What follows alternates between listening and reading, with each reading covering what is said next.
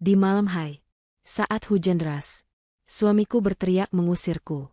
Kamu tidak punya hak di rumah ini. Keluar sekarang. Dia mendorongku keluar dan mengunci pintu rumah. Membiarkanku di luar hanya dengan mengenakan piyama yang tipis.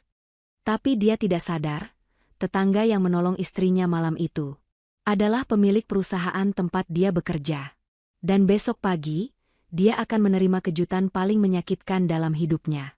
Karena, sebelum ceritanya dimulai, silahkan tulis di kolom komentar dari daerah mana saja teman-teman yang menonton cerita ini. Jangan lupa like dan subscribe agar channel ini bisa semakin berkembang dan bisa mempersembahkan cerita yang lebih menarik lagi.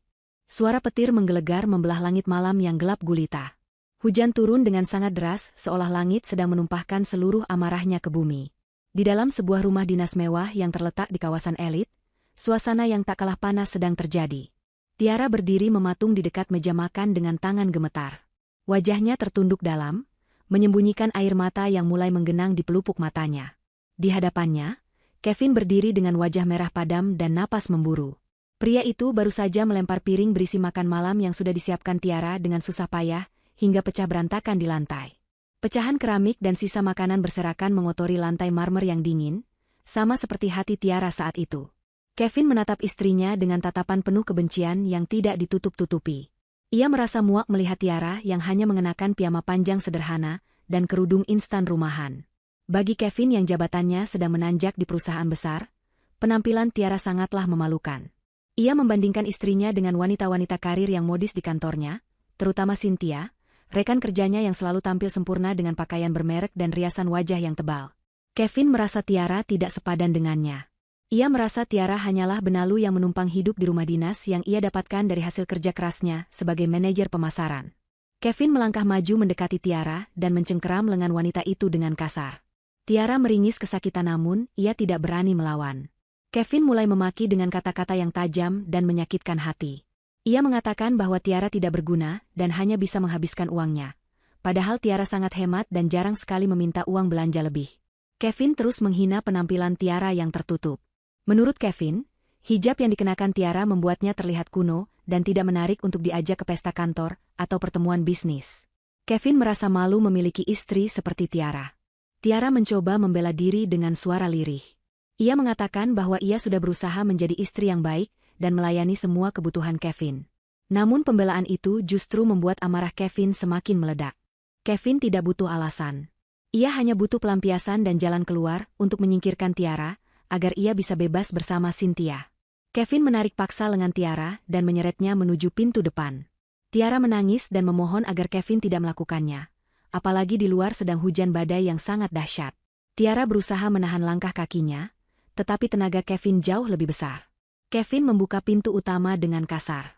Angin kencang bercampur air hujan langsung menyambar masuk, membasahi lantai teras. Tanpa belas kasihan sedikitpun, Kevin mendorong tubuh Tiara keluar, hingga wanita itu jatuh tersungkur di lantai teras yang basah dan dingin. Piyama tipis yang dikenakan Tiara seketika basah kuyup. Kerudung instannya miring berantakan. Tiara menatap suaminya dengan tatapan tidak percaya. Ia tidak menyangka pria yang dulu berjanji akan melindunginya di depan penghulu kini tega memperlakukannya lebih buruk daripada hewan. Kevin berdiri di ambang pintu dengan tatapan angkuh. Suaranya terdengar lantang mengalahkan suara hujan yang berisik.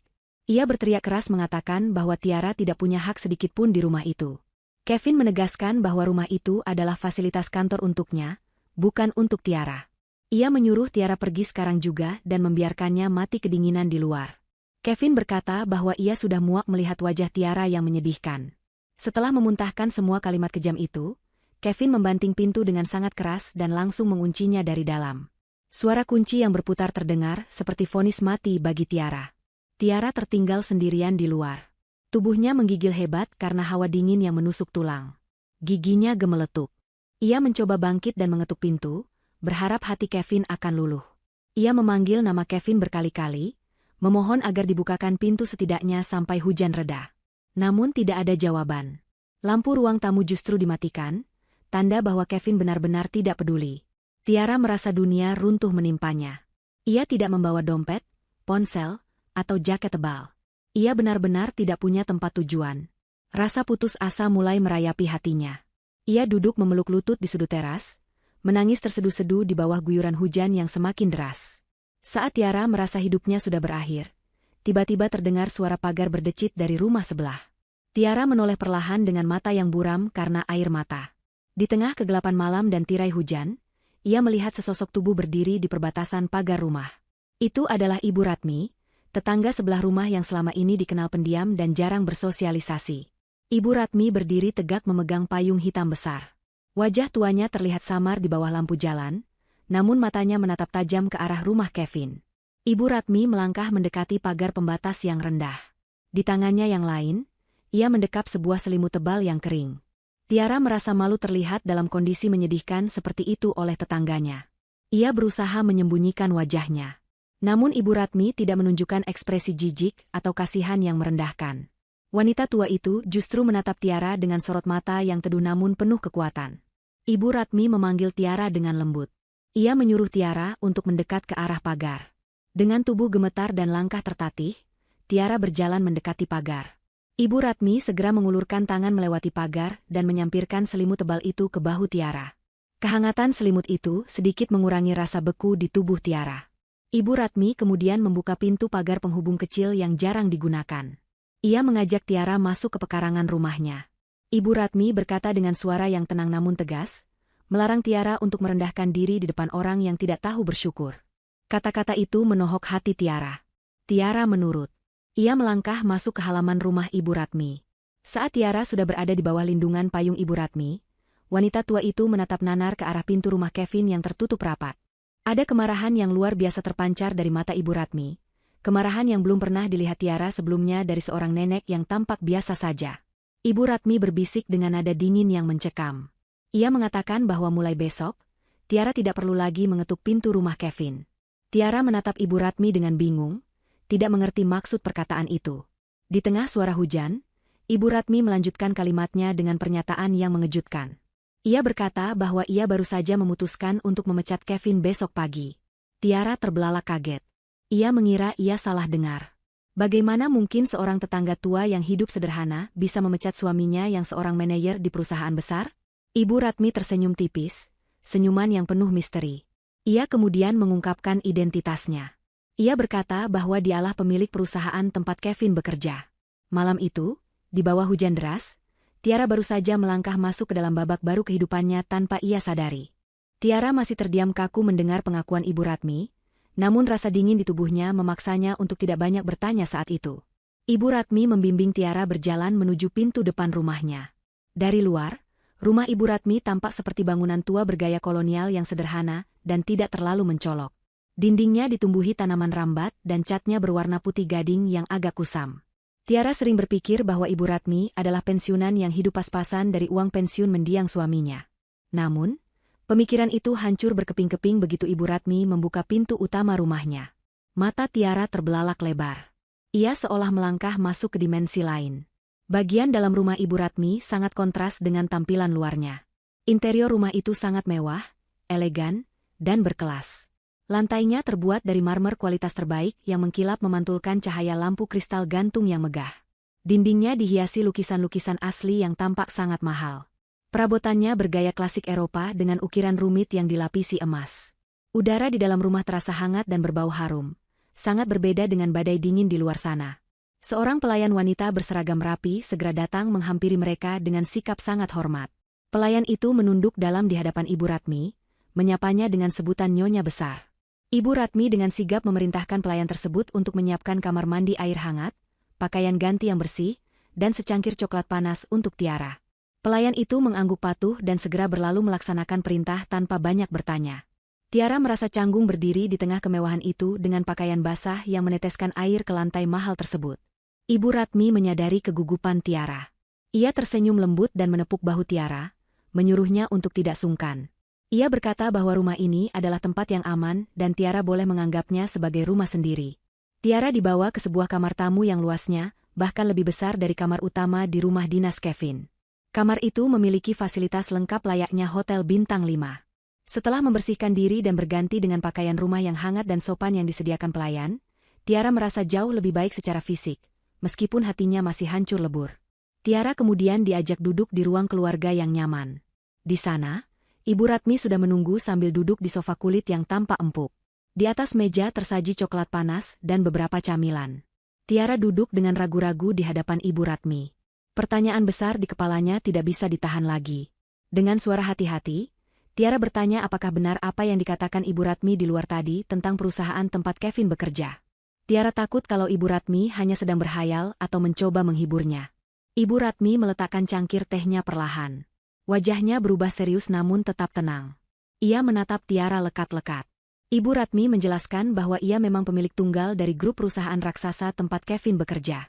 Ia sengaja tidak mempublikasikan wajahnya di media, dan membiarkan manajemen perusahaan dijalankan oleh para direktur kepercayaannya.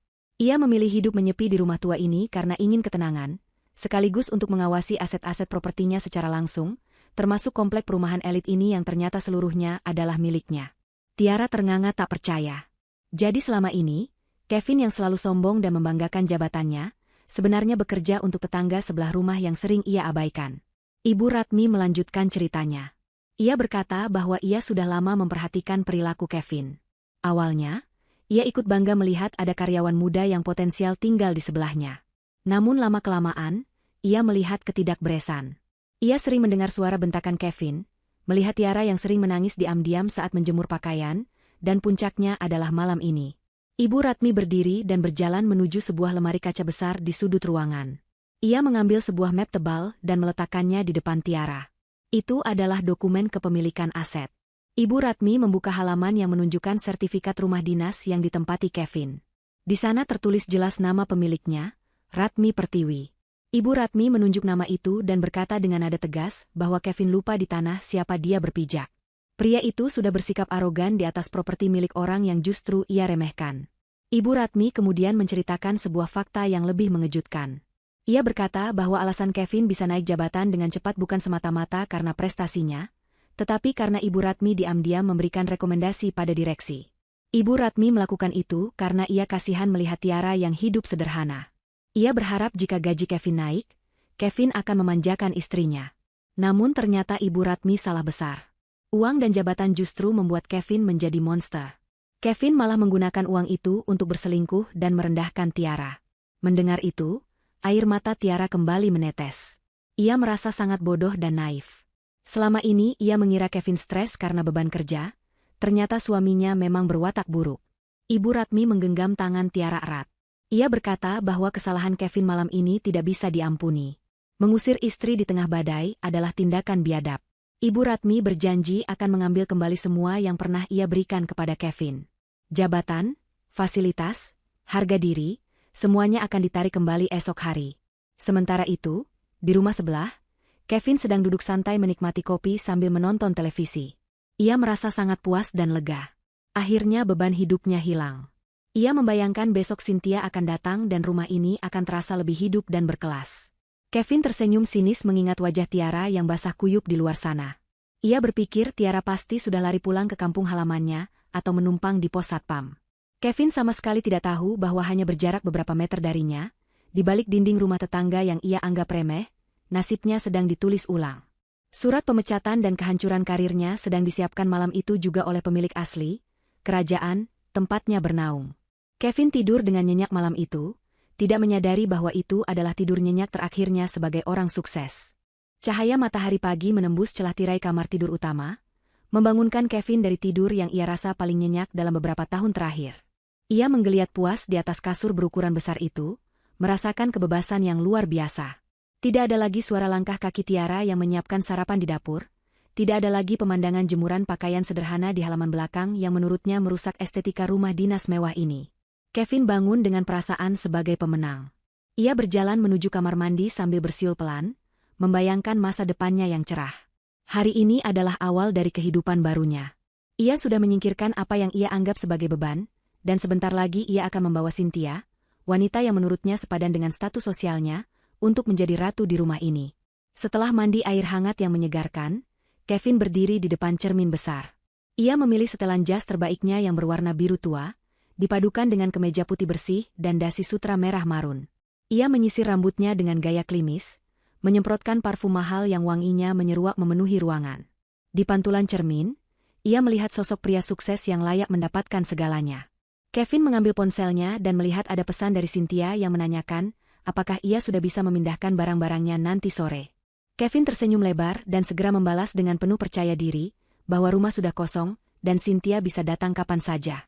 Ia bahkan menyuruh Cynthia untuk membuang barang-barang lama Tiara yang mungkin masih tersisa di gudang jika wanita itu mau. Kevin berangkat ke kantor mengendarai mobil sedan dinasnya dengan kecepatan sedang, menikmati pemandangan kota yang sibuk. Sepanjang perjalanan, ia terus memikirkan skenario indah di kepalanya. Ia yakin hari ini ia akan dipanggil oleh direksi. Desas-desus tentang promosi jabatan General Manager sudah beredar sejak minggu lalu, dan Kevin merasa dialah satu-satunya kandidat yang pantas. Prestasi penjualannya bulan lalu memuaskan, dan ia merasa punya koneksi yang kuat. Sesampainya di lobi gedung pencakar langit tempatnya bekerja, Kevin berjalan dengan dagu terangkat. Ia mengabaikan sapaan satpam dan resepsionis, merasa bahwa menyapa bawahan hanyalah membuang waktu. Ia melangkah masuk ke dalam lift khusus eksekutif, menekan tombol lantai paling atas dengan jari yang mantap. Begitu pintu lift terbuka di lantai manajerial, suasana terasa sedikit berbeda dari biasanya. Para staf yang biasanya sibuk mengobrol atau mengetik, tiba-tiba terdiam saat melihat Kevin lewat. Beberapa dari mereka saling berbisik sambil melirik ke arahnya dengan tatapan yang sulit diartikan. Kevin yang terlalu percaya diri menganggap itu adalah tatapan kagum atau iri karena rumor promosinya. Ia masuk ke ruangannya, melempar tas kerjanya ke atas meja, dan bersiap memanggil sekretarisnya untuk meminta kopi. Namun belum sempat ia menekan tombol interkom, pintu ruangannya diketuk. Sekretarisnya masuk dengan wajah pucat dan menunduk takut. Wanita itu memberitahu bahwa Kevin ditunggu di ruang rapat direksi utama sekarang juga. Jantung Kevin berdebar kencang karena kegirangan. Ia berpikir bahwa momen penobatannya telah tiba. Ia segera merapikan dasinya dan berjalan menuju ruang rapat dengan langkah lebar. Ia membayangkan di dalam sana para direktur akan menyalaminya, memberinya selamat, dan menawarinya paket gaji baru yang fantastis. Kevin membuka pintu ruang rapat ganda yang berat itu dengan senyum lebar yang sudah ia siapkan. Namun, senyum itu perlahan memudar ketika ia melihat siapa saja yang ada di dalam ruangan tersebut.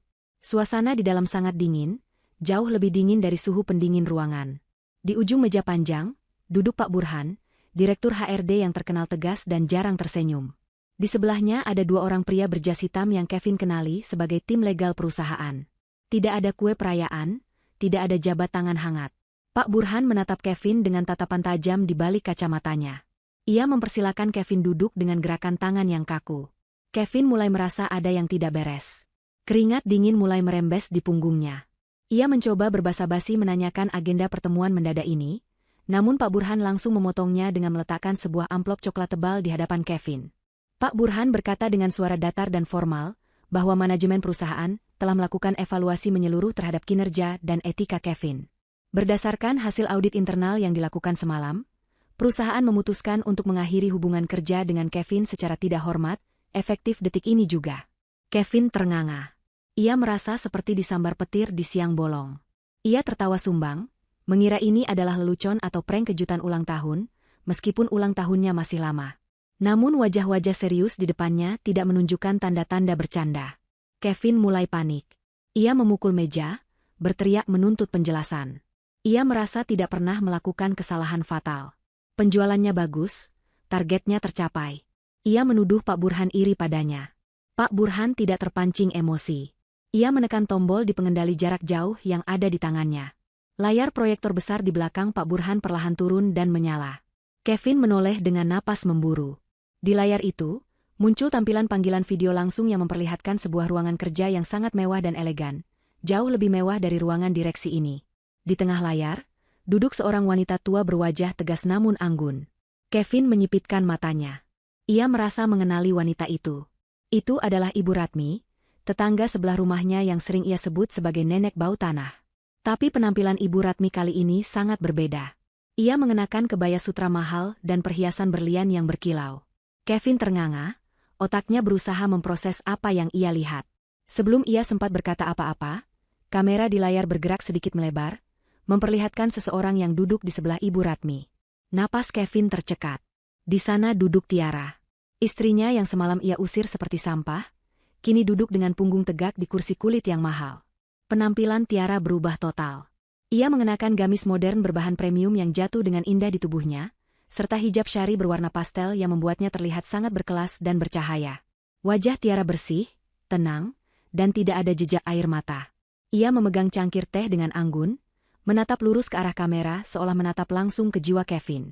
Suara Ibu Ratmi terdengar menggema melalui pengeras suara ruang rapat. Suaranya tenang namun memiliki otoritas yang mutlak. Ia memperkenalkan dirinya sebagai pemilik saham mayoritas dan pendiri grup perusahaan ini. Ia berkata bahwa selama ini ia membiarkan manajemen berjalan sendiri, namun perilaku Kevin telah memaksanya turun gunung. Kevin masih menggelengkan kepala tidak percaya, bergumam menyangkal fakta di depannya. Ibu Ratmi melanjutkan kalimatnya dengan tajam. Ia mengatakan bahwa Kevin telah melanggar kode etik terberat bagi seorang pemimpin, yaitu gagal memimpin keluarganya sendiri dengan adab. Ibu Ratmi menegaskan bahwa perusahaan tidak mempekerjakan seseorang yang tega membuang istri di tengah badai demi nafsu sesaat. Kemudian, Tiara mendekatkan wajahnya sedikit ke kamera. Tatapannya dingin, tanpa rasa cinta atau takut yang biasa Kevin lihat. Tiara berkata dengan suara yang jernih, memberitahu Kevin bahwa kunci rumah dinas sudah diganti pagi ini oleh tim manajemen properti. Ia memperingatkan Kevin untuk tidak mencoba pulang ke sana, karena rumah itu bukan lagi miliknya. Rumah itu, seperti juga perusahaan ini, adalah milik keluarga Tiara yang sesungguhnya. Tiara menutup kalimatnya dengan mengatakan bahwa surat cerai akan segera dikirimkan oleh pengacara Ibu Ratmi. Layar proyektor itu kemudian mati, meninggalkan Kevin dalam keheningan yang mencekam di ruang rapat. Pak Burhan berdiri, memberi isyarat kepada dua petugas keamanan bertubuh kekar yang menunggu di luar pintu. Petugas itu masuk dan memegang lengan Kevin kiri dan kanan. Kevin meronta, berteriak memanggil nama Tiara dan Ibu Ratmi, namun suaranya hanya memantul sia-sia di dinding kedap suara. Ia diseret keluar dari ruang rapat, melewati barisan karyawan yang kini menatapnya dengan pandangan mencemooh. Berita pemecatannya rupanya sudah menyebar lewat email internal. Kevin digiring sampai ke lobi, lencana identitasnya ditarik paksa, dan ia didorong keluar gedung tanpa diberi kesempatan mengemasi barang-barang pribadinya di meja kerja. Kevin berdiri di trotoar yang panas, masih dengan setelan jas mahalnya, namun kini ia merasa telanjang dan hina. Matahari siang bersinar terik, seolah mengejek Kevin yang berdiri linglung di depan gedung kantor yang baru saja membuangnya. Kemarahan perlahan mulai menguasai rasa kagetnya. Kevin tidak terima diperlakukan seperti ini. Ia merasa ini semua pasti salah paham atau konspirasi jahat Tiara yang menghasut tetangga tua itu. Dengan tangan gemetar menahan amarah, Kevin merogoh saku celananya mencari kunci mobil. Untungnya, kunci mobil pribadinya masih ada padanya, karena mobil dinas sudah pasti akan ditarik. Ia berlari menuju parkiran basement, masuk ke dalam mobilnya, dan memacu kendaraan itu dengan kecepatan tinggi membelah jalanan ibu kota yang macet. Pikiran Kevin kacau balau. Ia berteriak-teriak sendiri di dalam mobil, memukul setir kemudi berkali-kali. Ia tidak percaya bahwa Ibu Ratmi, nenek tua yang sering menyapu halaman dengan daster lusuh itu, adalah pemilik perusahaan raksasa tempatnya bekerja. Itu tidak masuk akal baginya. Dan Tiara, istri yang selama ini ia anggap lemah dan bodoh, ternyata memiliki hubungan dengan kekuasaan sebesar itu. Kevin merasa ditipu. Ia merasa dirinya adalah korban. Ia bertekad untuk melabrak mereka, menuntut haknya, dan memaksa Tiara untuk menjelaskan semuanya. Ia yakin Tiara masih mencintainya dan bisa dimanipulasi jika ia membujuknya dengan sedikit keras. Setelah menempuh perjalanan hampir 1 jam dengan ugal-ugalan, Kevin akhirnya sampai di gerbang komplek perumahan elit tempat tinggalnya, atau bekas tempat tinggalnya. Palang pintu otomatis yang biasanya terbuka begitu sensor membaca plat nomor mobilnya, kali ini tetap tertutup rapat. Kevin membunyikan klakson berkali-kali dengan tidak sabar. Seorang satpam yang biasanya hormat padanya, kini keluar dari pos dengan wajah datar dan dingin. Satpam itu tidak membukakan gerbang, melainkan berjalan mendekati kaca mobil Kevin dan mengetuknya pelan. Kevin membuka kaca jendela dan langsung membentak satpam tersebut, bertanya kenapa palang pintu tidak dibuka. Satpam itu menjawab dengan tenang bahwa akses Kevin ke komplek tersebut sudah dicabut per hari ini atas perintah pemilik kawasan. Kevin murka. Ia keluar dari mobil dan hendak memukul satpam itu. Namun langkahnya terhenti ketika melihat 2 orang petugas keamanan lain yang berbadan lebih besar keluar dari pos membawa pentungan, bersiaga di belakang rekan mereka. Kevin sadar ia kalah jumlah. Ia berteriak dari luar pagar, mengatakan bahwa barang-barangnya masih ada di dalam, dan ia punya hak untuk mengambilnya. Satpam itu menunjuk ke arah samping pos jaga, di luar area gerbang. Di sana, di atas trotoar yang berdebu, tertumpuk koper-koper dan kardus-kardus yang terlihat familiar. Kevin menoleh dan matanya membelalak. Itu adalah barang-barangnya. Baju-baju mahalnya, koleksi sepatunya, dan beberapa peralatan elektroniknya ditumpuk begitu saja secara asal-asalan. Beberapa kardus terlihat basah dan penyok, mungkin karena sisa genangan air atau dilempar dengan kasar. Kevin berlari mendekati tumpukan barang itu. Ia membuka salah satu koper dan melihat jas-jas kerjanya kusut tak beraturan. Ia merasa harga dirinya diinjak-injak sampai ke dasar tanah. Saat Kevin sedang meratapi nasib barang-barangnya, sebuah taksi berwarna biru berhenti tepat di belakang mobil Kevin. Pintu taksi terbuka, dan keluarlah Cynthia. Wanita itu tampil modis dengan kacamata hitam besar dan gaun pendek berwarna merah menyala. Ia memberi isyarat pada supir taksi untuk membantu menurunkan 2 koper besar miliknya. Cynthia tersenyum lebar ketika melihat Kevin, mengira Kevin sedang menunggunya untuk menyambut kedatangannya ke rumah baru mereka. Cynthia berjalan mendekat dengan gaya lenggak-lenggok yang dibuat-buat, belum menyadari situasi yang sebenarnya terjadi. Cynthia memeluk lengan Kevin dan bertanya dengan manja kenapa barang-barang Kevin ada di luar. Apakah mereka akan pindah ke rumah yang lebih besar lagi seperti yang pernah Kevin janjikan? Pertanyaan polos namun penuh tuntutan itu membuat kepala Kevin semakin pening. Kevin menepis tangan Cynthia dengan kasar. Wajahnya pucat pasi dan berkeringat. Cynthia kaget dengan perlakuan kasar itu dan membuka kacamata hitamnya, menatap Kevin dengan bingung. Kevin berusaha menjelaskan dengan terbata-bata, namun suaranya tercekat di tenggorokan. Ia bingung harus mulai dari mana menceritakan bencana yang menimpanya dalam hitungan jam ini. Belum sempat Kevin menyusun kalimat, satpam tadi kembali mendekat. Kali ini ia berbicara pada Cynthia. Satpam itu memberitahu dengan nada tegas bahwa Kevin bukan lagi penghuni komplek ini, dan siapapun yang bersamanya dilarang masuk. Cynthia melongo. Ia menatap Kevin menuntut penjelasan. Kevin akhirnya mengaku dengan suara lirih bahwa ia baru saja dipecat dan diusir dari rumah dinas. Ia mengatakan bahwa ada kesalahpahaman besar dengan perusahaan. Wajah Cynthia berubah drastis dalam sekejap. Senyum manjanya hilang, berganti dengan tatapan jijik dan tidak percaya.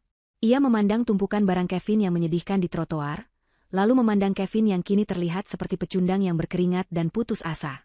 Impian Cynthia untuk tinggal di rumah mewah dan menjadi istri manajer musnah seketika. Tanpa basa-basi, Cynthia langsung berbalik badan menuju taksinya yang belum sempat pergi jauh. Kevin berusaha menahannya, memohon agar Cynthia tetap bersamanya dan memberinya dukungan. Kevin berjanji akan mencari pekerjaan lain secepatnya. Cynthia menepis tangan Kevin dengan keras. Ia berkata dengan ketus bahwa ia tidak tertarik hidup susah dengan pengangguran. Ia mengatakan bahwa ia mau bersama Kevin karena Kevin bisa memberinya kemewahan, bukan drama pengusiran seperti ini. Cynthia masuk kembali ke dalam taksi dan memerintahkan supir untuk pergi, meninggalkan koper-kopernya yang belum sempat dimasukkan lagi. Namun Cynthia tidak peduli, ia lebih memilih kehilangan koper daripada harus terjebak dengan Kevin yang sudah jatuh miskin. Taksi itu melaju pergi, meninggalkan debu yang menerpa wajah Kevin. Kevin berdiri terpaku di pinggir jalan.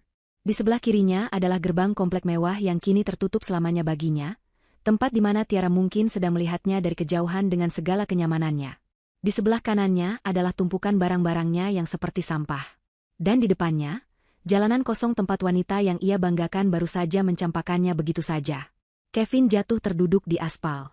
Ia meraung marah, memaki nasib, namun tidak ada yang mendengarnya kecuali angin panas dan satpam yang menatapnya dengan pandangan dingin tanpa belas kasihan. Hukuman atas kesombongannya baru saja dimulai, dan itu terasa sangat menyakitkan. Cahaya matahari pagi yang hangat menyelinap masuk melalui celah tirai sutra yang tebal, membangunkan Tiara dari tidur panjangnya. Selama beberapa saat, Tiara merasa bingung ketika membuka matanya. Langit-langit kamar yang tinggi dengan ukiran gipsum yang indah bukanlah pemandangan yang biasa ia lihat setiap pagi. Kasur yang empuk dan selimut sehalus awan membuatnya enggan untuk bergerak. Perlahan, ingatan tentang kejadian malam sebelumnya kembali membanjiri pikirannya. Teriakan Kevin, hujan deras yang dingin, pengusiran yang menyakitkan, dan kebaikan hati Ibu Ratmi yang tak terduga. Tiara bangkit duduk, menyadari bahwa ini bukan mimpi. Ia benar-benar berada di dalam rumah mewah milik tetangganya yang misterius itu.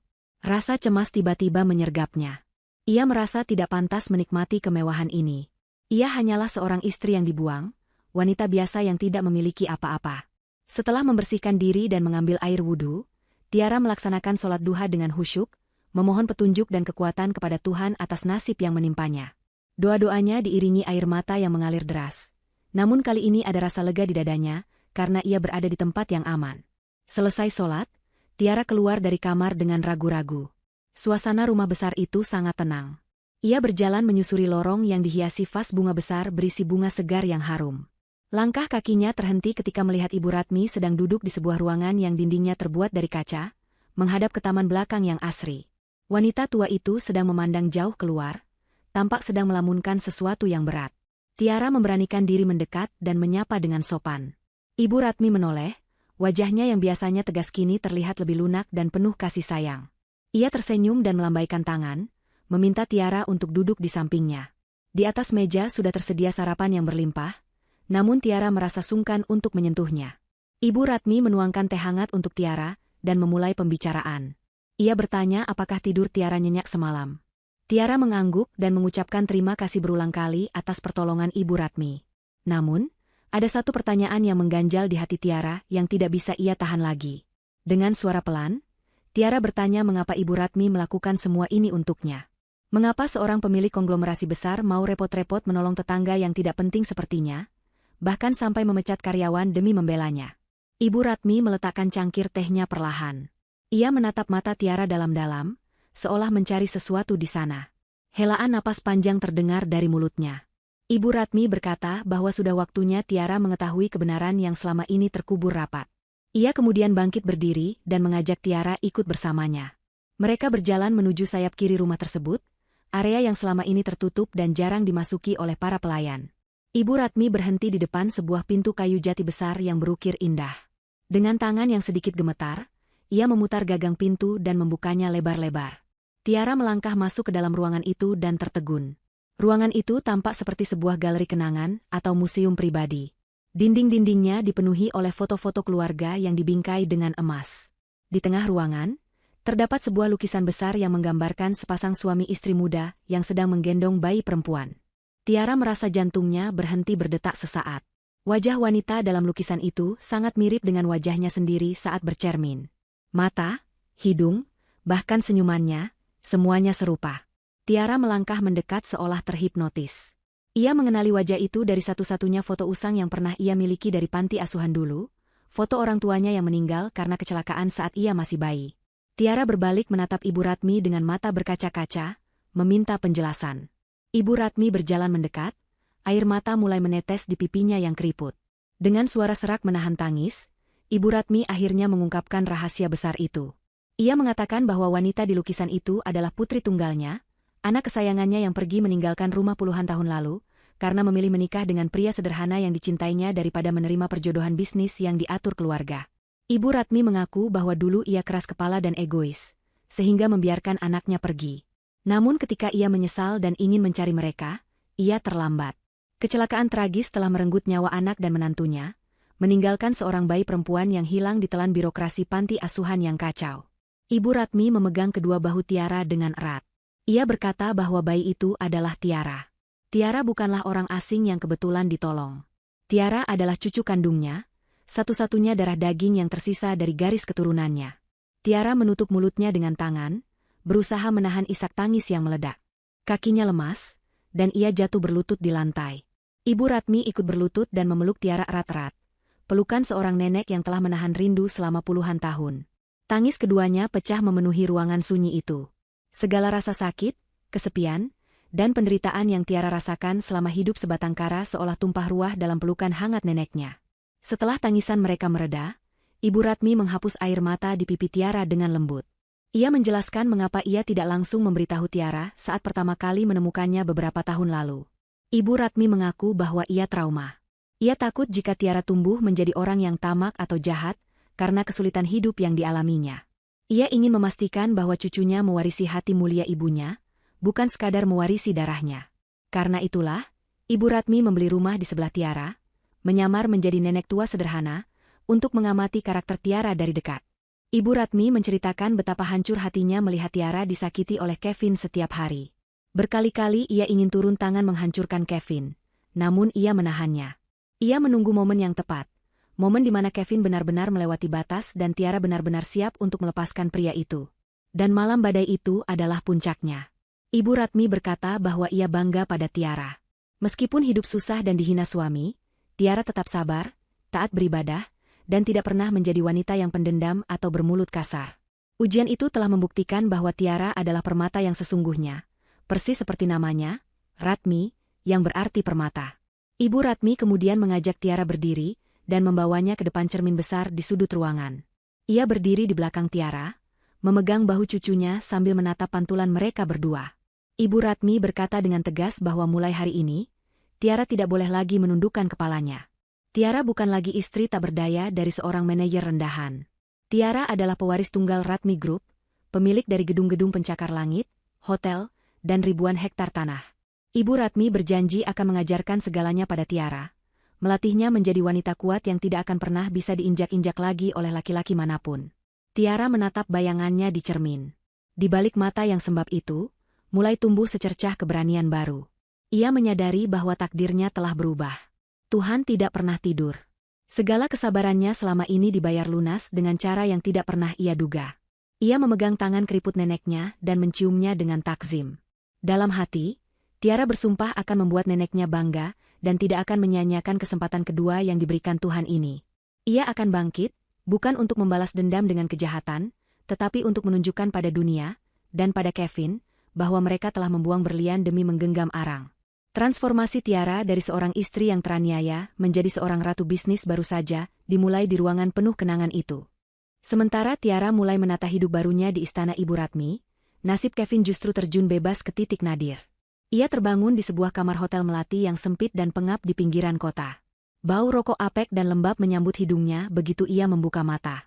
Suara bising kendaraan dari jalan raya terdengar jelas karena dinding kamar yang tipis, membuatnya tidak bisa tidur nyenyak semalaman. Kevin meraba-raba saku celananya mencari ponsel. Satu-satunya barang berharga yang masih ia miliki selain mobil pribadinya dan beberapa pasang baju kusut yang ia selamatkan kemarin. Ia menatap layar ponsel dengan harapan ada kabar baik. Mungkin pihak kantor menyadari kesalahan mereka dan memintanya kembali. Namun, harapan itu musnah saat ia melihat notifikasi dari aplikasi perbankannya. Kevin mencoba login untuk mentransfer sisa uang tabungannya ke dompet digital agar bisa membeli makan, namun layar ponsel menampilkan pesan error berwarna merah. Akun Anda dibekukan sementara atas permintaan otoritas terkait. Kevin panik. Ia mencoba akun bank lainnya, hasilnya sama. Ternyata tim legal perusahaan Ibu Ratmi bergerak sangat cepat. Mereka telah melaporkan dugaan penggelapan dana dan korupsi yang dilakukan Kevin selama menjabat, sehingga seluruh asetnya dibekukan untuk proses penyelidikan. Kevin melempar ponselnya ke kasur dengan frustrasi. Ia meremas rambutnya yang berantakan, berteriak marah yang hanya dijawab oleh suara cicak di dinding. Rasa lapar mulai melilit perutnya. Kevin teringat dompetnya hanya berisi beberapa lembar uang tunai yang tidak seberapa. Ia harus berhemat. Di tengah keputusasaan itu, pikirannya kembali tertuju pada Cynthia. Meskipun wanita itu kemarin meninggalkannya begitu saja di pinggir jalan, Kevin masih memiliki keyakinan bodoh bahwa Cynthia bisa dibujuk. Mungkin Cynthia hanya kaget dan emosi sesaat. Kevin yakin jika ia bisa meyakinkan Cynthia bahwa ini hanya sementara dan ia akan bangkit lagi, Cynthia akan mau kembali padanya. Lagi pula, mereka sudah menjalin hubungan gelap cukup lama, pasti ada rasa cinta yang tersisa. Dengan jari gemetar, Kevin mencoba menghubungi nomor Cynthia. Panggilan pertama ditolak. Panggilan kedua tidak diangkat. Panggilan ketiga langsung masuk ke kotak suara, tanda bahwa nomornya telah diblokir. Kevin tidak menyerah. Ia meminjam telepon resepsionis hotel dengan alasan ponselnya habis baterai. Kali ini panggilannya tersambung. Suara Cynthia terdengar di ujung sana, namun nadanya sangat dingin dan ketus. Begitu tahu itu Kevin, Cynthia langsung menyembur dengan makian. Ia mengatakan bahwa ia tidak mau berurusan dengan koruptor miskin yang akan segera masuk penjara. Cynthia memperingatkan Kevin untuk tidak pernah menghubunginya lagi, atau ia akan memanggil polisi atas tuduhan gangguan. Sambungan telepon diputus sepihak. Kevin berdiri mematung di lobi hotel murah itu, gagang telepon masih menempel di telinganya, sementara harga dirinya hancur berkeping-keping. Di sisi lain kota, Cynthia sedang berjuang dengan masalahnya sendiri. Meskipun ia bersikap angkuh pada Kevin, sebenarnya ia juga sedang panik. Berita pemecatan Kevin dan skandal korupsi di kantor lama mereka menyebar dengan cepat di grup WhatsApp industri. Cynthia, yang dikenal sebagai tangan kanan Kevin dalam banyak proyek dan skandal, ikut terkena imbasnya. Namanya menjadi buruk di mata rekan-rekan seprofesi. Ia tahu ia harus segera mendapatkan pekerjaan baru sebelum tabungannya menipis, karena gaya hidupnya yang hedonis selama ini membuatnya tidak memiliki banyak simpanan. Kartu kreditnya sudah hampir mencapai batas limit, karena belanjaan tas bermerek bulan lalu yang ia harapkan akan dilunasi Kevin. Cynthia berdandan secantik mungkin hari itu. Ia mengenakan blazer mahal, rok pensil yang membentuk tubuh, dan sepatu hak tinggi andalannya. Ia memiliki jadwal wawancara di Nusantara Corp, sebuah perusahaan kompetitor besar yang selama ini menjadi saingan berat perusahaan Ibu Ratmi. Cynthia merasa percaya diri. Dengan pengalamannya dan penampilannya yang menarik, ia yakin bisa memikat manajer HRD di sana. Ia berjalan masuk ke gedung perkantoran mewah itu dengan dagu terangkat, memandang remeh para kandidat lain yang menunggu di lobi dengan pakaian sederhana. Dalam benaknya, ia adalah bintang yang sedang mencari panggung baru. Setelah menunggu hampir 1 jam, nama Cynthia akhirnya dipanggil. Ia melangkah masuk ke ruang wawancara dengan senyum yang sudah dilatih di depan cermin. Ruangan itu besar dan dingin. Di ujung meja, duduk seorang wanita yang membelakangi Cynthia, menghadap ke jendela besar yang menampilkan panorama kota. Kursi kerjanya yang tinggi menutupi sosok wanita itu. Cynthia berdehem pelan, mengucapkan salam dengan suara manis yang dibuat-buat. Kursi itu perlahan berputar. Senyum di wajah Cynthia seketika membeku, lalu hilang tak berbekas. Matanya melotot seolah hendak keluar dari kelopaknya. Di hadapannya, duduk Tiara. Bukan Tiara yang memakai piyama lusuh dan kerudung berantakan, melainkan Tiara yang terlihat sangat berwibawa dengan balutan busana kerja muslimah yang elegan.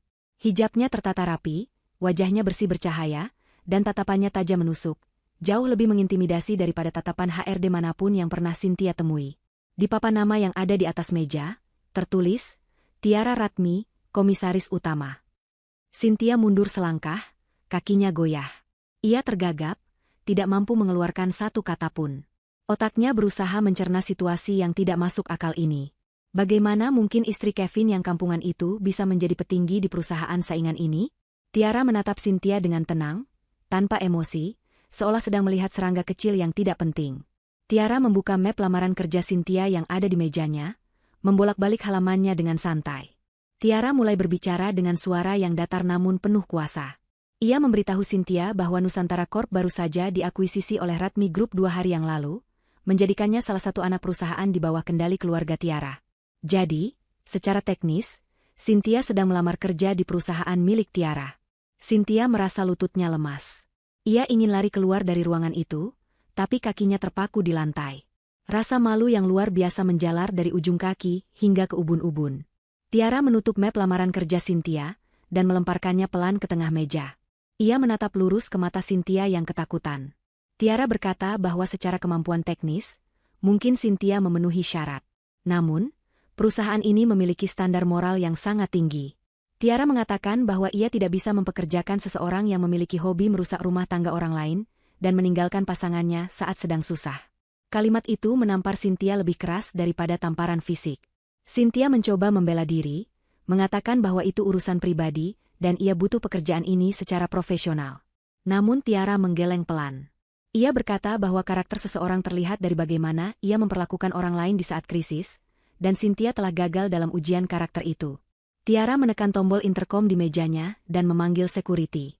Ia berkata singkat pada petugas keamanan untuk mengantar tamu ini keluar dan memastikan namanya masuk dalam daftar hitam pelamar di seluruh anak perusahaan Ratmi Group. 2 orang petugas keamanan masuk dan meminta Cynthia keluar. Cynthia mencoba memohon, harga dirinya runtuh seketika karena bayangan tagihan kartu kredit yang menumpuk. Tapi Tiara sudah kembali memutar kursinya menghadap jendela, mengabaikan keberadaan Cynthia sepenuhnya. Cynthia diseret keluar dari ruangan dengan penuh kehinaan, melewati para pelamar lain yang menatapnya heran. Di dalam ruangan, Tiara menghela napas panjang. Ia tidak merasa senang melihat penderitaan Cynthia, tapi ia merasa lega karena bisa menegakkan keadilan. Ia belajar dari neneknya bahwa memberi kekuasaan pada orang jahat adalah sebuah kejahatan tersendiri. Hari itu, Tiara menutup satu pintu masa lalunya dengan tegas, membiarkan orang-orang yang pernah menyakitinya menuai badai yang mereka tabur sendiri. Kevin duduk bersila di atas kasur tipis yang sudah mulai kempes di kamar hotel murahnya. Cahaya lampu neon yang berkedip-kedip di langit-langit kamar menambah kesan suram suasana hatinya. Sudah 3 hari ia terkurung di ruangan sempit itu, bersembunyi dari kenyataan pahit yang menimpanya.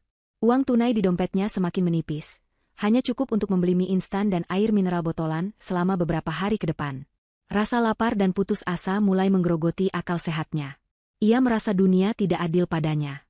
Ia merasa dijebak oleh Ibu Ratmi dan dikhianati oleh Tiara.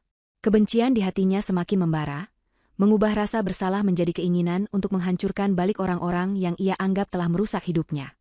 Kevin merasa ia tidak boleh kalah begitu saja. Ia harus melakukan sesuatu untuk membalikkan keadaan, atau setidaknya menyeret Tiara jatuh bersamanya ke dalam lumpur kehinaan.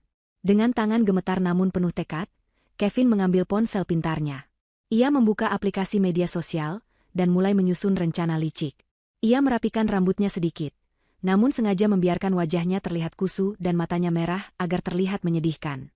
Ia mengatur pencahayaan kamar agar terlihat remang-remang dan dramatis.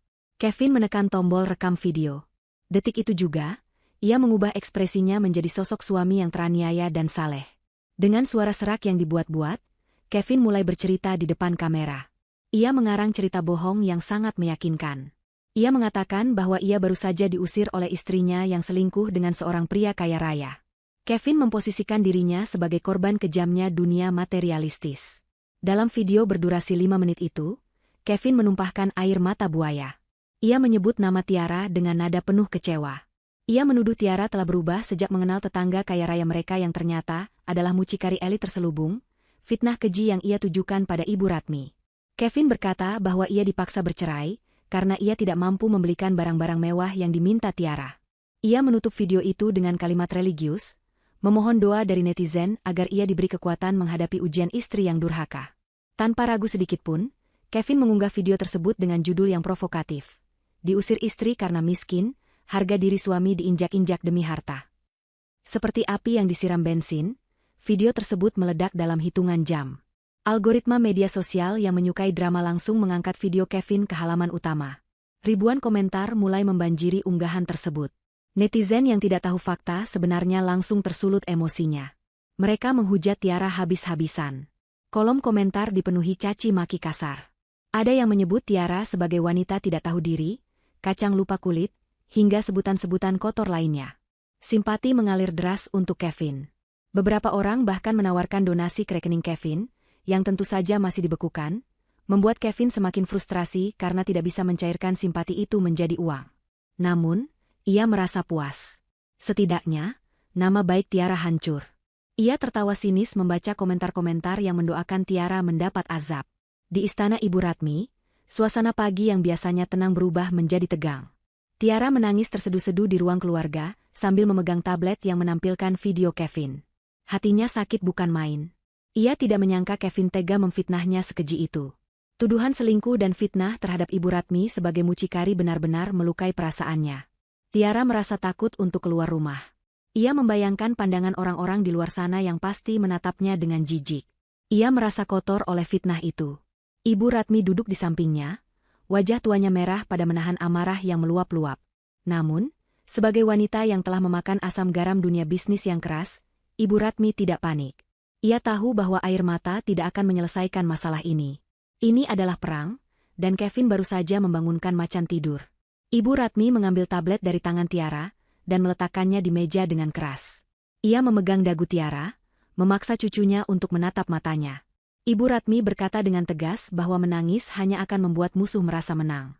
Ia mengingatkan Tiara bahwa kebenaran tidak perlu berteriak kencang, ia hanya perlu ditunjukkan. Ibu Ratmi segera memanggil Pak Bastian, asisten pribadinya, dan tim hukum perusahaan. Perintahnya singkat namun mematikan, hancurkan narasi Kevin sampai ke akar-akarnya. Ibu Ratmi memutuskan untuk tidak bermain defensif dengan sekadar menyangkal. Ia akan melakukan serangan balik yang telak. Ia memerintahkan tim IT untuk mengambil rekaman CCTV dari kamera keamanan berkualitas tinggi yang terpasang di gerbang rumahnya, kamera yang selama ini merekam segala aktivitas di depan rumah Kevin tanpa sepengetahuan pria itu. Keesokan harinya, sebuah konferensi pers digelar di lobi kantor pusat Ratmi Group. Wartawan dari berbagai media datang berbondong-bondong, penasaran dengan klarifikasi dari pihak perusahaan yang terseret skandal viral ini. Tiara duduk di samping Ibu Ratmi di hadapan puluhan mikrofon. Awalnya Tiara gugup, namun genggaman tangan hangat neneknya memberinya kekuatan. Ibu Ratmi membuka acara dengan tenang. Ia tidak banyak bicara. Ia hanya berkata bahwa satu bukti visual lebih berharga daripada 1000 kata-kata bohong. Layar besar di belakang mereka menyala. Video CCTV malam kejadian itu diputar. Kualitas videonya sangat jernih, lengkap dengan audionya. Seluruh ruangan hening seketika. Di layar, terlihat jelas Kevin menyeret Tiara keluar dengan kasar. Suara teriakan Kevin terdengar menggelegar melalui pengeras suara, mengucapkan kalimat-kalimat penghinaan yang sangat menyakitkan. Kamu tidak punya hak di rumah ini. Keluar sekarang. Biar mati kedinginan di luar. Suara itu terdengar jelas, mematahkan narasi Kevin yang mengaku sebagai suami lembut yang teraniaya. Terlihat juga momen saat Kevin membanting pintu dan membiarkan Tiara menggigil di bawah hujan badai hanya dengan piyama tipis. Bunyi guntur dan suara tangis Tiara di video itu membuat bulu kuduk para wartawan merinding. Tidak berhenti di situ, tim hukum Ibu Ratmi kemudian menampilkan slide berikutnya. Itu adalah hasil audit keuangan dan mutasi rekening Kevin selama 2 tahun terakhir. Data itu ditampilkan secara transparan. Terlihat jelas aliran dana yang tidak wajar dari rekening Kevin ke sebuah rekening atas nama Cynthia. Jumlahnya fantastis, mencapai ratusan juta rupiah, yang digunakan untuk membeli tas mewah, perhiasan, dan biaya liburan berdua. Sementara di sisi lain, tercatat pengeluaran untuk kebutuhan rumah tangga Tiara yang sangat minim, bahkan di bawah standar kebutuhan hidup layak. Data itu telanjang di depan publik, membuktikan bahwa Kevin bukan suami miskin yang diperas istri, melainkan suami korup yang menelantarkan istri demi selingkuhan. Dampak dari konferensi pers itu sungguh dahsyat. Opini publik berbalik arah 180 derajat dalam sekejap mata. Netizen yang tadinya membela Kevin kini merasa tertipu dan marah besar. Gelombang hujatan berbalik menyerang Kevin dengan kekuatan 10 kali lipat. Tagar Justice for Tiara dan Kevin penipu menjadi trending topik dunia. Orang-orang mulai membongkar jejak digital Kevin dan Cynthia. Foto-foto liburan mereka yang dulu dipamerkan Cynthia di akun privat yang bocor, kini menjadi bahan olok-olokan. Kevin bukan lagi sekadar pengangguran, ia kini menjadi public enemy nomor 1. Wajahnya terpampang di mana-mana sebagai simbol suami durhaka dan manipulatif. Kevin, yang sedang makan di sebuah warung Tegal kecil dekat hotelnya, tidak menyadari badai yang sedang menuju ke arahnya. Ia sedang menikmati nasi sayur sambil tersenyum melihat jumlah likes di videonya yang terus bertambah. Tiba-tiba, pemilik warung yang sedang menonton siaran ulang konferensi pers di televisi berteriak kaget. Ia menunjuk wajah Kevin di layar TV, lalu menunjuk wajah Kevin yang sedang makan. Beberapa pelanggan lain langsung berdiri, menatap Kevin dengan tatapan penuh kebencian. Sadar situasinya berbahaya, Kevin mencoba kabur. Namun, teriakan, penipu, dan suami zalim mengejarnya. Seseorang melempar gelas plastik ke arahnya. Kevin lari terbirit-birit kembali ke hotelnya, mengunci pintu, dan gemetar ketakutan. Saat ia membuka ponselnya, ia melihat ribuan pesan ancaman dan makian. Video kebohongannya telah menjadi senjata makan tuan yang paling mematikan. Ia tidak hanya kehilangan karir dan harta, kini ia kehilangan tempat untuk bersembunyi di muka bumi ini. Di balik jendela kamar hotel yang kotor, Kevin menangis, kali ini tangisan ketakutan yang sesungguhnya, menyadari bahwa ia benar-benar tamat. 1 tahun berlalu sejak badai malam itu.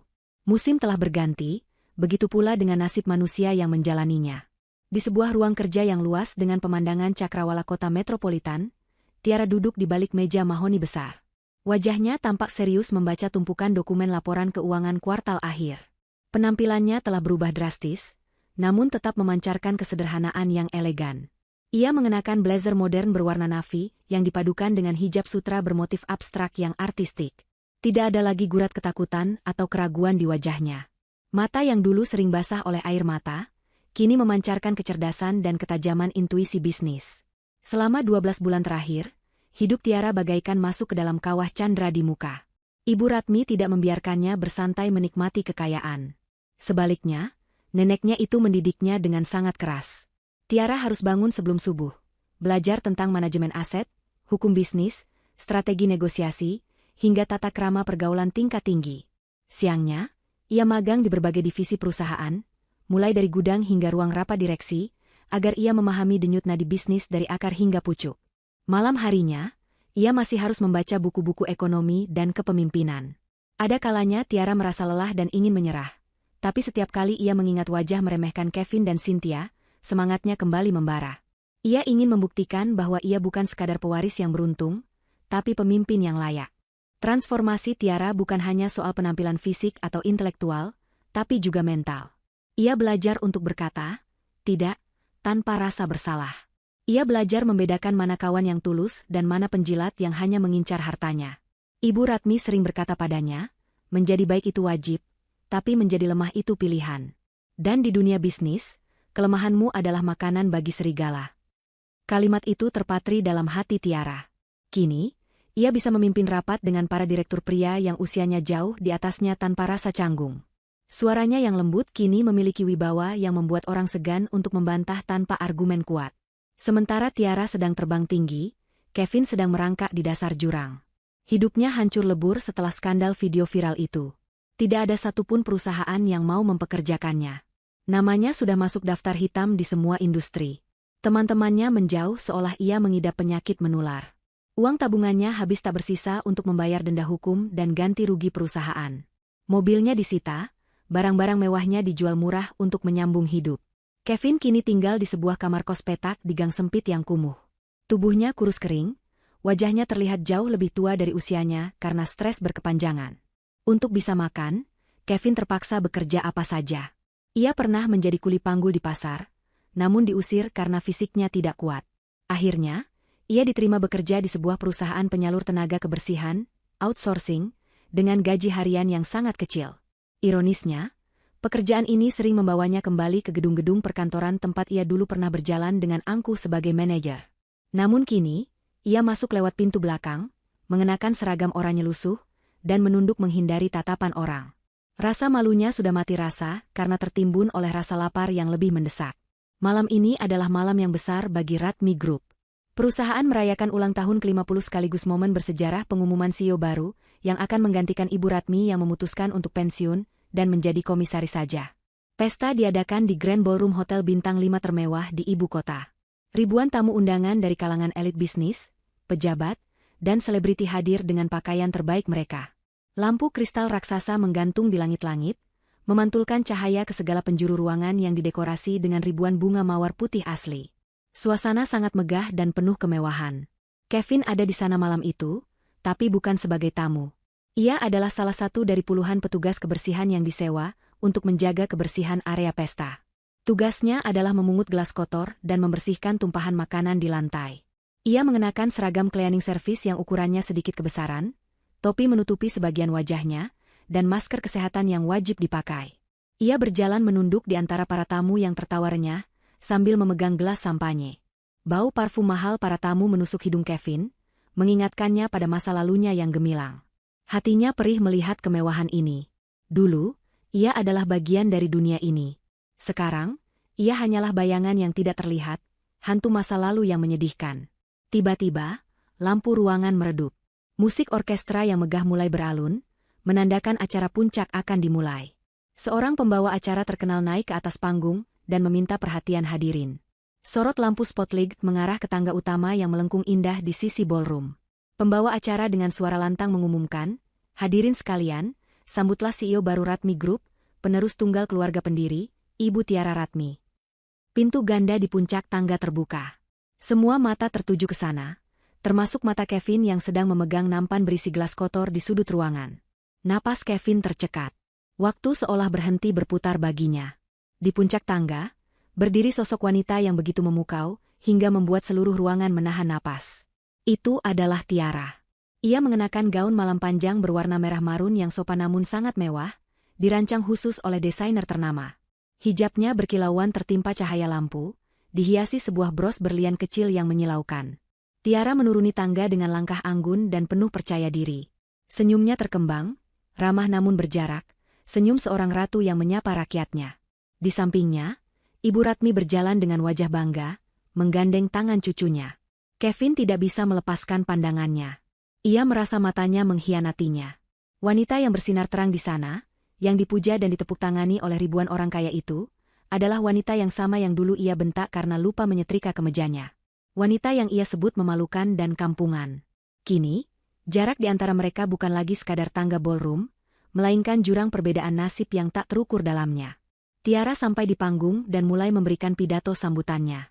Suaranya terdengar jernih dan cerdas melalui sistem suara canggih, membahas visi masa depan perusahaan dan komitmen sosial.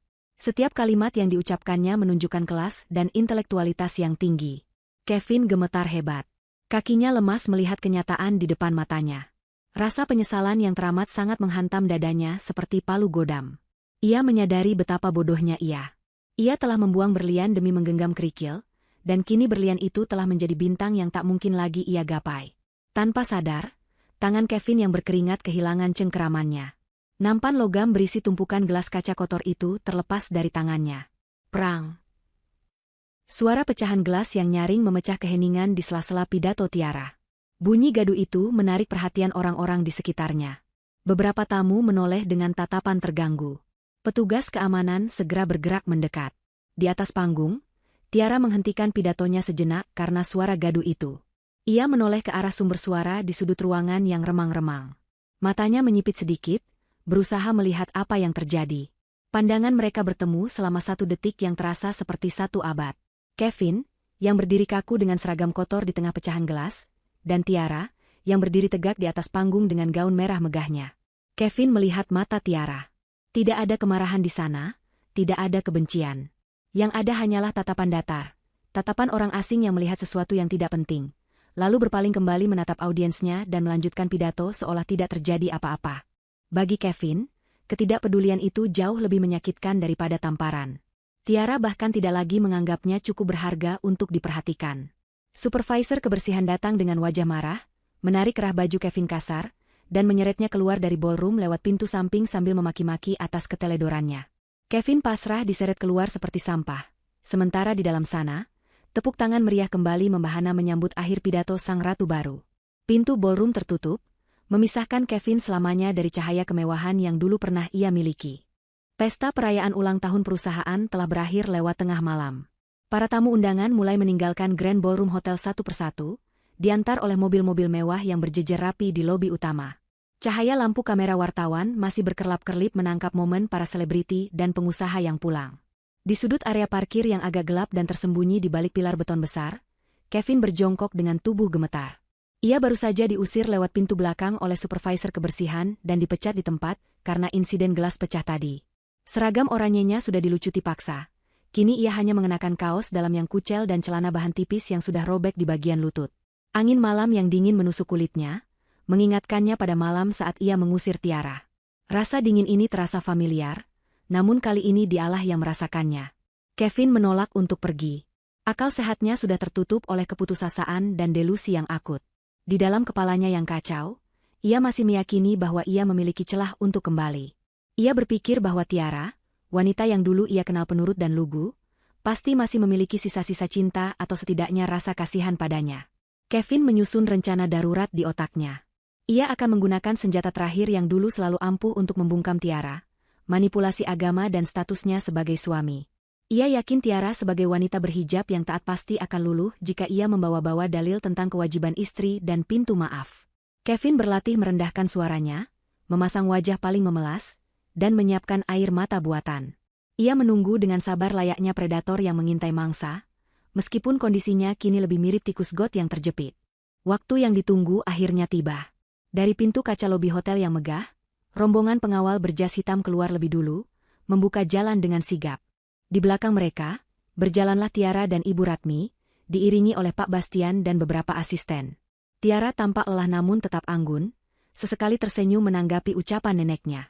Mereka berjalan menuju sebuah mobil sedan limosin hitam mengkilap yang sudah menunggu dengan mesin menyala. Kevin tahu ini adalah satu-satunya kesempatannya. Jika Tiara masuk ke mobil itu, ia akan kehilangan akses selamanya. Dengan nekat, Kevin berlari keluar dari persembunyiannya. Ia menerobos barisan keamanan dengan tenaga sisa-sisa kepanikan. Beberapa pengawal terkejut melihat pria kurus dekil yang tiba-tiba melesat ke arah CEO mereka. Sebelum pengawal sempat membantingnya, Kevin sudah menjatuhkan dirinya di atas aspal keras tepat di depan kaki Tiara. Ia bersujud mencium ujung sepatu hak tinggi Tiara, menangis meraung-raung dengan suara yang sengaja dikeraskan agar menarik perhatian orang-orang di sekitar lobi. Kevin berteriak memanggil nama Tiara, memohon ampun dengan histeris. Ia menyebut dirinya pendosa, menyebut dirinya suami yang hilaf, dan meminta Tiara membukakan pintu hati seluas samudera. Suasana di lobi hotel seketika menjadi hening dan tegang. Para pengawal hendak menyeret Kevin menjauh, namun Tiara mengangkat tangan kanannya, memberi isyarat agar mereka berhenti sejenak. Tiara menatap pria yang sedang bersujud di kakinya itu. Dulu, ia pasti akan ikut berlutut, menangis, dan memohon agar Kevin tidak marah. Dulu, pria ini adalah pusat semestanya. Sosok imam yang ia takuti sekaligus ia hormati. Namun malam ini, saat melihat punggung Kevin yang gemetar di bawah sana, Tiara tidak merasakan apa-apa selain rasa iba yang dingin. Iba melihat seseorang yang begitu mencintai dunianya, hingga lupa cara menjadi manusia. Kevin yang merasa tidak diusir, mengangkat wajahnya perlahan. Air mata dan ingus membasahi wajahnya yang kotor. Ia menatap Tiara dengan mata memelas penuh harap. Ia mulai melancarkan serangan manipulasinya. Dengan suara serak, Kevin berkata bahwa ia tahu ia salah, tapi ia tetaplah suami sah Tiara di mata Tuhan. Ia mengingatkan Tiara bahwa istri yang baik tidak boleh menelantarkan suaminya yang sedang kesusahan. Ia berkata bahwa Tuhan saja Maha Pemaaf, masa Tiara sebagai hambanya tidak mau memaafkan. Kevin bahkan berjanji akan berubah, akan menjadi imam yang baik, dan membimbing Tiara lagi menuju surga, asalkan Tiara mau menerimanya kembali dan memberinya kesempatan kedua, serta akses ke fasilitas hidup yang layak tentunya. Tiara menghela napas panjang, hembusan napas yang seolah melepaskan beban bertahun-tahun. Ia memandang Kevin tepat di manik matanya.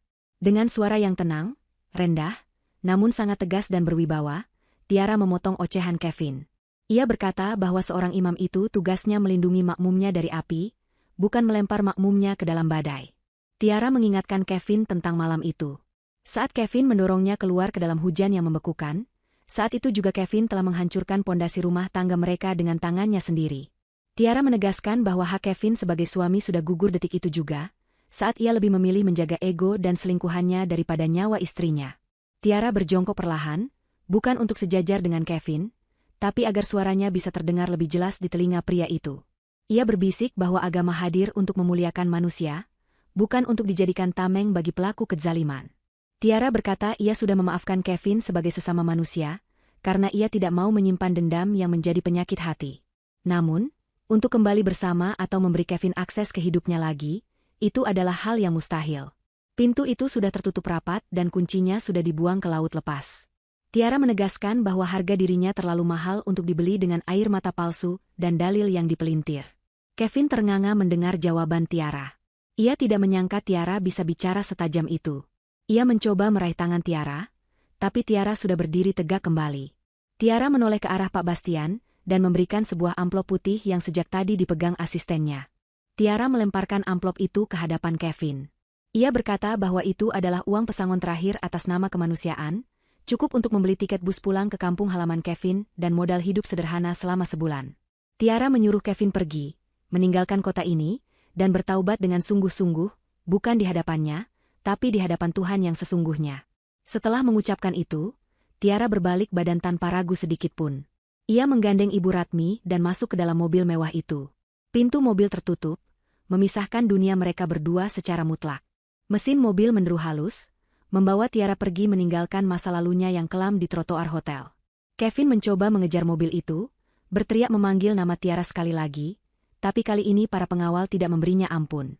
Dua orang berbadan besar menyeret Kevin dengan kasar, membawanya menjauh dari area hotel dan melemparnya ke jalanan umum yang gelap.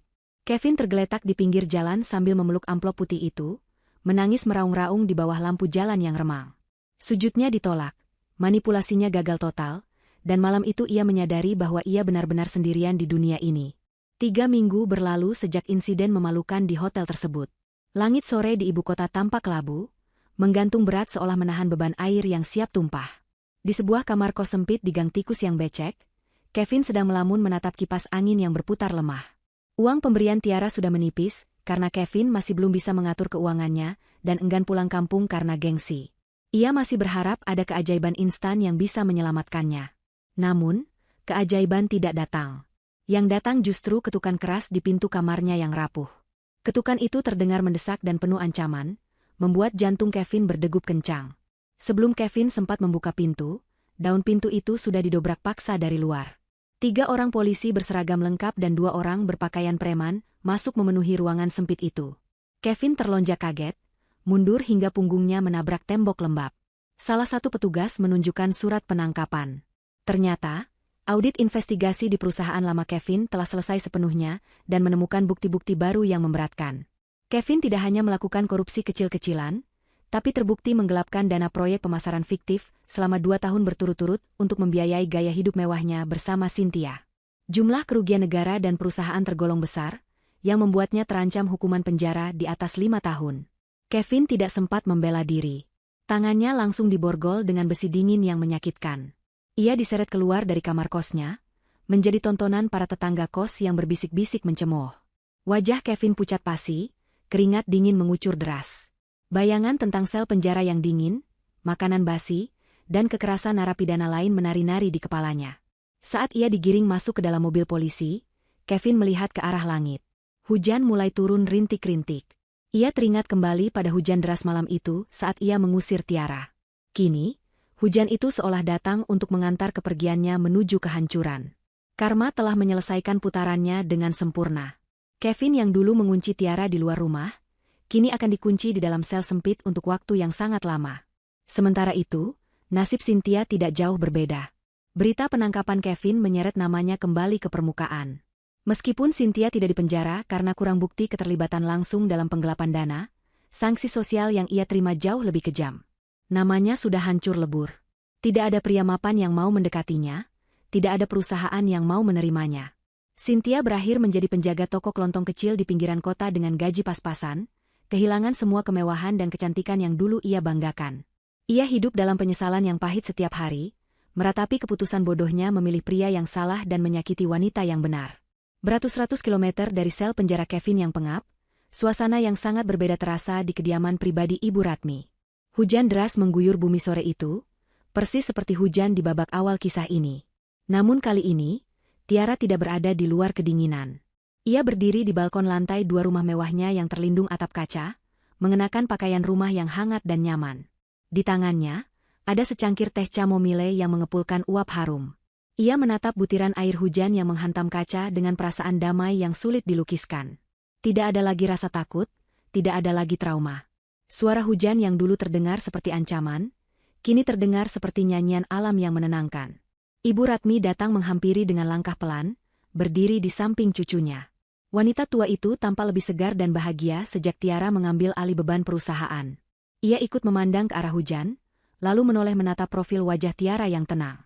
Ibu Ratmi bertanya pelan, apakah Tiara masih teringat pada kejadian masa lalu setiap kali hujan turun? Tiara tersenyum tipis, menoleh pada neneknya. Ia menggeleng pelan. Tiara menjawab bahwa ia tidak melupakan kejadian itu, tapi ia sudah tidak lagi merasakan sakitnya. Ia justru merasa bersyukur.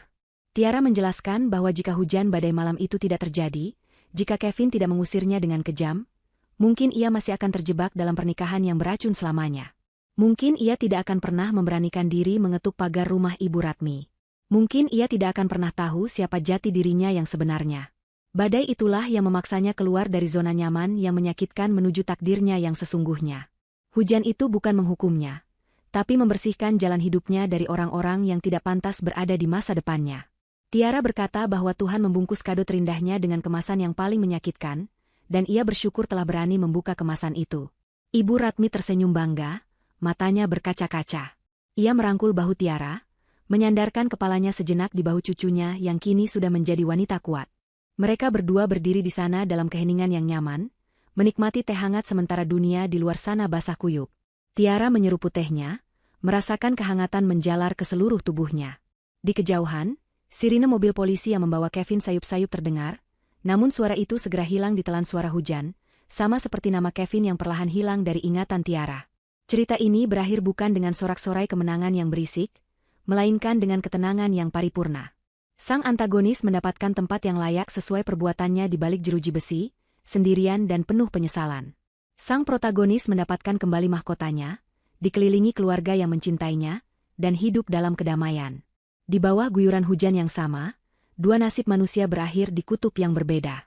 Tiara meletakkan cangkirnya, menarik napas panjang menghirup aroma tanah basah, dan tersenyum menyambut hari esok. Ia tahu, mulai sekarang, tidak akan ada lagi yang berani mengusirnya ke dalam badai, karena ia telah menjadi sang pengendali badai itu sendiri.